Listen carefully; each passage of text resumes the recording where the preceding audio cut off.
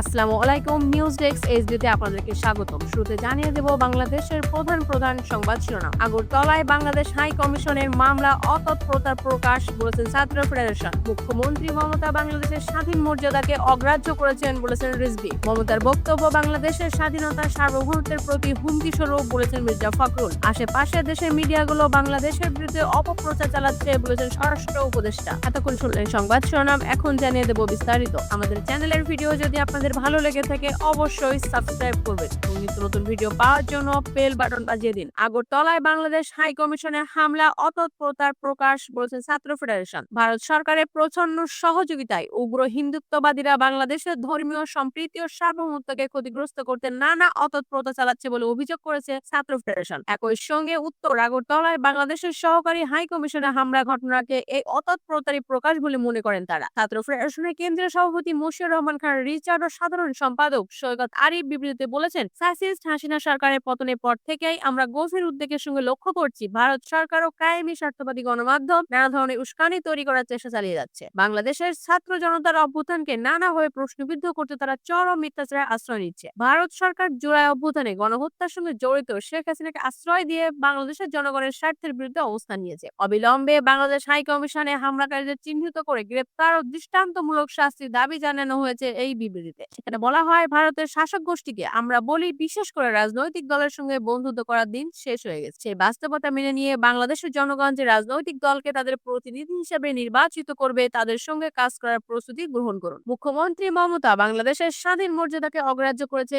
বললেন রিজভী। ভারতের পশ্চিমবঙ্গের মুখ্যমন্ত্রী মমতা বন্দ্যোপাধ্যায় বাংলাদেশে জাতিসংঘের শান্তিরক্ষী বাহিনী পাঠানোর প্রস্তাবে তীব্র নিন্দা জানিয়েছেন বিএনপির জ্যেষ্ঠ যুগ্ম মহাসচিব রুহুল কবির রিজভী। তিনি বলেন, মমতা বাংলাদেশের স্বাধীন মর্যাদাকে অগ্রাহ্য করেছেন। তার বক্তব্য বাংলাদেশের স্বাধীনতা সার্বভৌমত্বকে অবজ্ঞা করার শামিল এবং এটি একটি স্বাধীন দেশের উপর সরাসরি হস্তক্ষেপের হুমকি। বিএনপির এই নেতা বলেন, এদেশের মানুষ মমতা বন্দ্যোপাধ্যায়কে একজন অসাম্প্রদায়িক ও উদার দৃষ্টিভঙ্গির মানুষ হিসেবে জানত। আজ তার বক্তব্যে আবারও প্রমাণিত হলেও কঠোর হিন্দুত্ববাদী এবং মমতা বন্দ্যোপাধ্যায়ের মধ্যে কোনো পার্থক্য নাই। রিজভী বলেন, মমতা এই প্রস্তাব বাংলাদেশের স্বাধীনতা ও সার্বভৌমত্বকে অবজ্ঞা করা ও অপমান করার শামিল এবং একটি স্বাধীন দেশের উপর সরাসরি হস্তক্ষেপের হুমকি। বাংলাদেশের জনগণ মমতা বন্দ্যোপাধ্যায়ের এই বক্তব্যে একটু বিস্মিত এবং হতভম্ব হয়েছেন। তিনি বলেন, ভারতের প্রায় অধিকাংশ রাজনীতিবিদই বাংলাদেশের নাগরিক অধিকারকে অমান্য করে না। সেই কাতারে মমতা নিজেরই অবস্থান পরিষ্কার করলেন। তারা নিজ দেশের অন্যায় দেখেও দেখেন না। গুজরাটে হাজার হাজার মুসলিম হত্যার ট্র্যাজেডি এখনো বিশ্ববাসী ভোলেনি। টাকা তারাইয়ের বেড়ার উপর ফেলানি ঝুলন্ত লাশ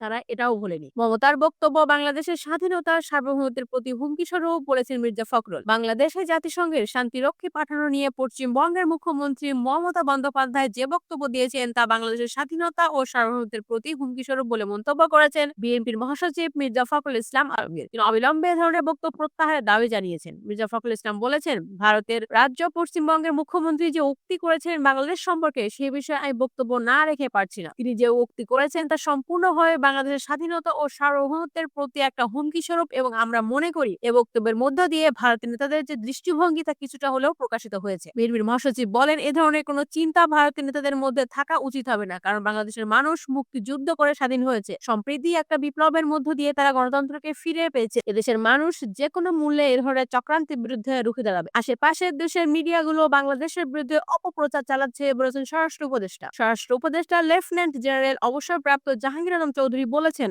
আমাদের আশপাশের দেশের মিডিয়াগুলো বাংলাদেশের বিরুদ্ধে অপপ্রচার চালাচ্ছে। এজন্য তিনি দেশের সাংবাদিকদের সত্য ঘটনা প্রকাশের আহ্বান জানান। তবে স্বরাষ্ট্র উপদেষ্টা কোনো দেশের নাম সরাসরি উল্লেখ করেননি। জাহাঙ্গীর আলম চৌধুরী বলেছেন, আপনারা সত্য ঘটনাগুলো প্রকাশ করবেন এবং অপপ্রচারের জবাব দিবেন। যদি সত্যি ঘটনাটি যদি জানান দিতে পারেন আপনারা তাদের সঠিক জবাব পেয়ে যাবে। সীমান্তে কোন ধরনের আতঙ্কের কারণ নেই জানিয়ে জাহাঙ্গীর আলম চৌধুরী বলেছেন, যে কোনো পরিস্থিতি মোকাবেলার জন্য আমরা সবসময় প্রস্তুত থাকি। 21শে আগস্ট গ্রেনেড হামলায় নিহত পরিবারগুলোর ন্যায় বিচার পাবে কিনা এই প্রশ্নে স্বরাষ্ট্রমন্ত্রী বলেছেন, এটা আমার হাতে নয়, এটা বিচারকদের হাতে। স্বরাষ্ট্র উপদেষ্টা জাহাঙ্গীর আলম চৌধুরী আরো বলেছেন, পুলিশের নিয়োগের সময় নানা ধরনের অভিযোগ ওঠে, কিন্তু এবার পুলিশ উপপরিদর্শক বা কনস্টেবল নিয়োগে কোনো ধরনের দুর্নীতি হয়নি। কোনো ধরনের দুর্নীতির তথ্য পেলে তিনি ব্যবস্থা নেবেন বলে জানান।